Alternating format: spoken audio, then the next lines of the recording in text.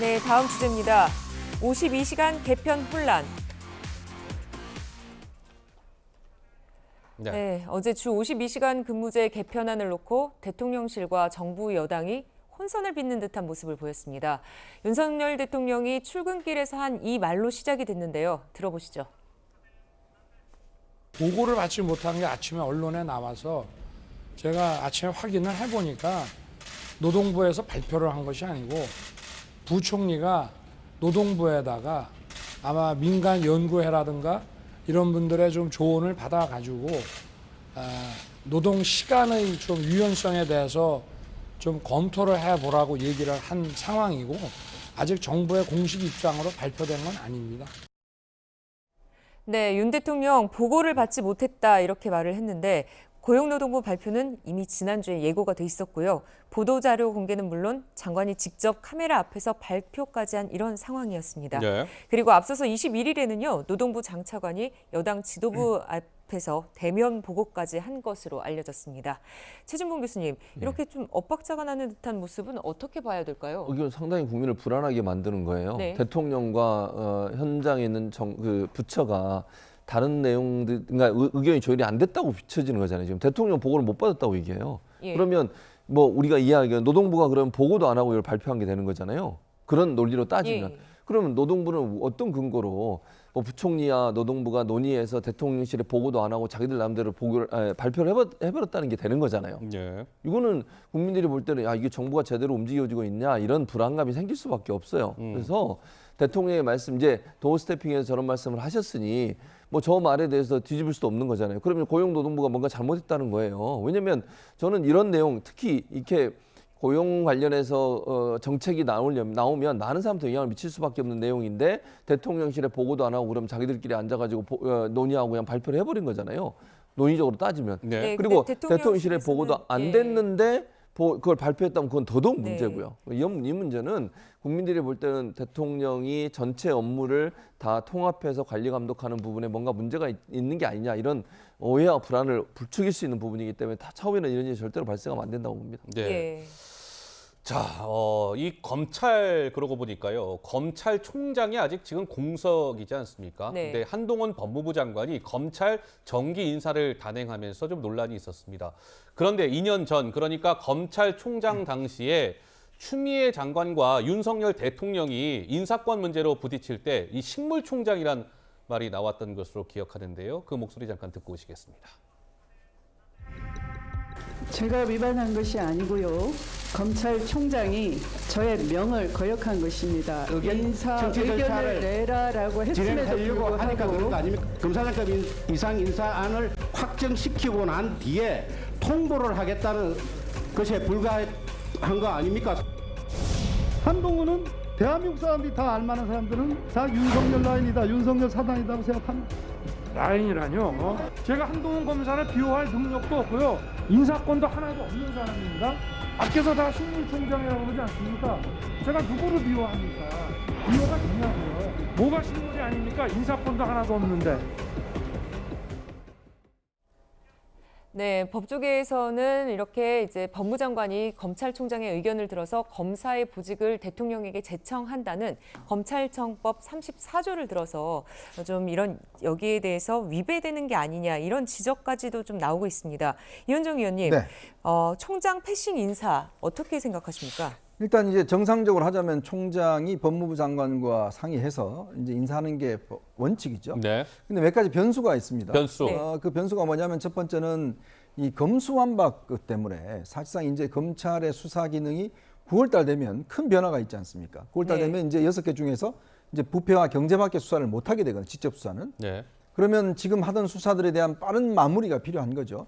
그런 어떤 시간적 촉박함 때문에 아마 한동훈 장관 입장에서 보면 빨리 검찰총장을 임명하려면 시간적으로 많이 걸리거든요. 그래서 이제 빨리 수사 진영을 갖춰서 일단 마무리를 하는 게 필요하다라는 측면에서 일단 검찰총장보다는 이제 일선 인사를 먼저 하는 것 같고 두 번째는 검찰총장 인사 같은 경우는 일단 국회가 지금 없잖아요. 네. 국회가 없다는 이야기는 뭐냐면 국회가 없는 게 아니라 원구성이 안 지금 돼 있어요. 원구성을 구성이 못 안 하고 되고 있죠. 있는 그러면 상황이죠. 법사위도 없기 예. 때문에 인사청문회를 못 해요. 그러니까 왜냐하면 검찰총장에 추천은 검찰총장 추천위원회가 구성이 돼서 거기서 여러 명을 추천받아 심사를 해서 대통령한테 올리면 대통령이 한 명을 지명해서 그다음에 국회로 보내서 인사청문회를 하잖아요.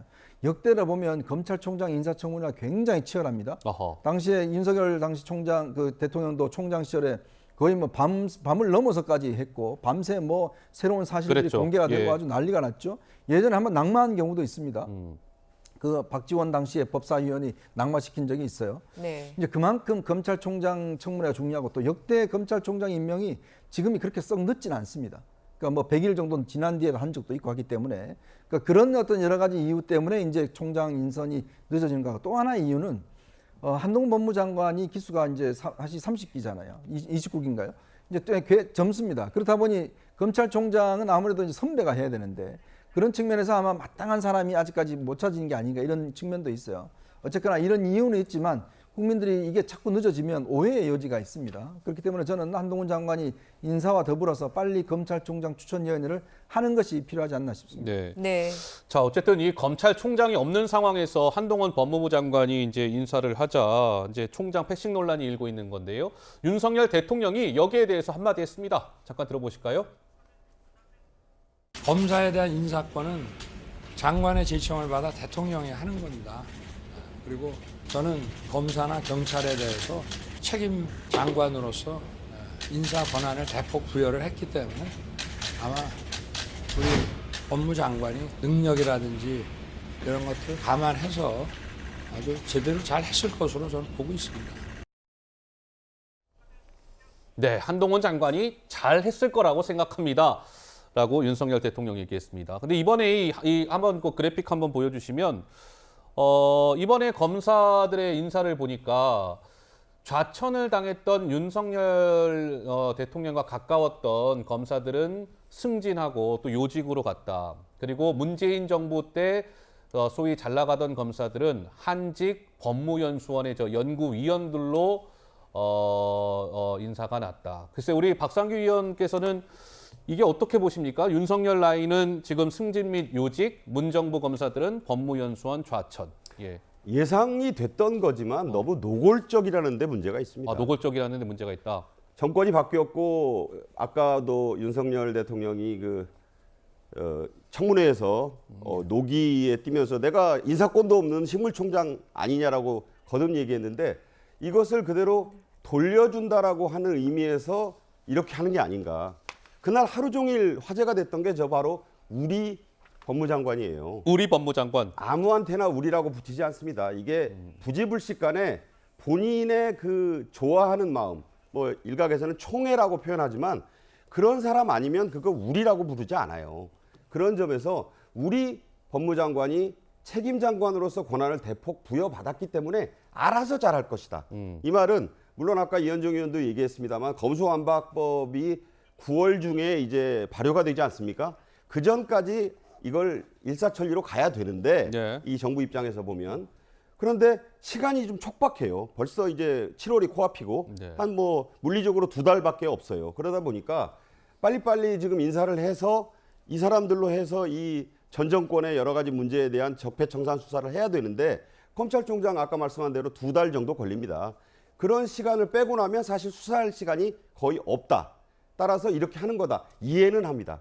그러나 누구보다도 법과 시스템, 원칙을 중시하는 것으로 대통령이 당선된 네. 윤석열 대통령의 입장에서 보면 굳이 왜 이렇게까지 하면서 검찰총장 패싱, 공석을 하면서 법무장관이 사실 중하위급 인사, 검사 인사까지 다 좌지우지하게 하는가. 네. 여기에 대해서 양쪽 지지층과 반대층은 명확히 그 이유를 알고 찬반이 나뉠 겁니다. 예. 하지만 중요한 중도 무당파 유권자들이 바라볼 때 이렇게까지 해야 되나 이런 생각이 분명히 있다는 점에서 이 민주적인 사법 시스템, 알겠습니다. 법과 원칙을 중요시하는 대통령이 빨리 이 문제는 법과 원칙대로 풀어가면서 문제를 추진해도 네. 전혀 이상하지 않다. 그런 네. 점을 좀 촉구드리고 싶습니다. 네. 네, 검찰 인사에서는 뭐 장관이 알아서라고 얘기했던 윤 대통령, 네. 경찰 인사에서는 번복 논란 후폭풍이 상당합니다. 윤 대통령이 국기문란이라고 하면서 경찰청장을 경질하겠다는 거 아니냐는 해석도 나왔었는데요. 그렇죠. 네. 윤 대통령 임기가 한 달 남은 경찰청장에게 그럴 필요까지는 없다. 이런 뉘앙스로 얘기했습니다. 기자들의 질문에 경찰청장 임기 한 달 남았는데 그게 뭐 중요한가 이렇게 얘기를 했다고 합니다. 자, 최준봉 교수님, 네. 그럼 대통령의 속뜻은 무엇일까요? 이런 얘기를 왜 했을까요? 또 경찰청장 같은 경우에 임기가 한 달밖에 안 남았어요. 그러니까 김창룡. 네. 지금 뭐 이렇게 물러나게 하는 게 무슨 의미가 아무 의미 없어요. 제가 야. 볼 때는. 그러니까 그냥 뭐 저거 괜히 물러나게 해서 논란만 불러일으키지 말고 가만히 있겠다는 거잖아요. 뭐 저거는 저 말은 아무런 의미가 저는 개인적으로 없다고 생각해요. 다만 이번 사안은 조사를 분명히 해야 된다고 봅니다. 이게 지금 대통령께서는 마치 경찰청이 모든 걸 잘못한 것처럼 이렇게 뉘앙스로 말씀을 하셨는데 관례상으로도 지난번에 이전에 인사에서도 먼저 발표하고 나중에 결재가 일어난 사례가 있어요. 그러면 왜 이런 일이 벌어났는지 행안부가 그리고 또 명단 한번 보냈잖아요. 경찰청에서 명단 올리니까 행안부에서 명단을 보냈고 경찰청은 그걸 아마 확인된 명단으로 생각하고 아마 발표를 한 것 같아요. 관례대로. 그런데 나중에 대통령이 이거 아니라고 얘기해버리니까 그러면 왜 이런 일이 발생했을까? 행안부는 왜 1차적으로 경찰청에서 받은 그 명단에서 네. 반응을 해서 이메일로 보냈는지 여기에 대한 조사가 반드시 저는 필요하다고 생각해요. 지금 야당에서는 이거 여권의 친여 성향의 분들을 또 집어넣고 다른 사람을 빼기 위한 그런 수단이 아니냐 이런 의혹까지 나오고 있는 상황이거든요. 이건 명명백백하게 밝혀서 왜 이런 사태가 벌어졌는지 국민들에게 소상히 알려야 될 것으로 생각이 됩니다. 네, 오늘 저희가 준비한 내용이 여기까지입니다. 세 분과는 여기에서 이제 인사드리겠습니다. 감사합니다. 네, 말씀 잘 들었습니다. 네.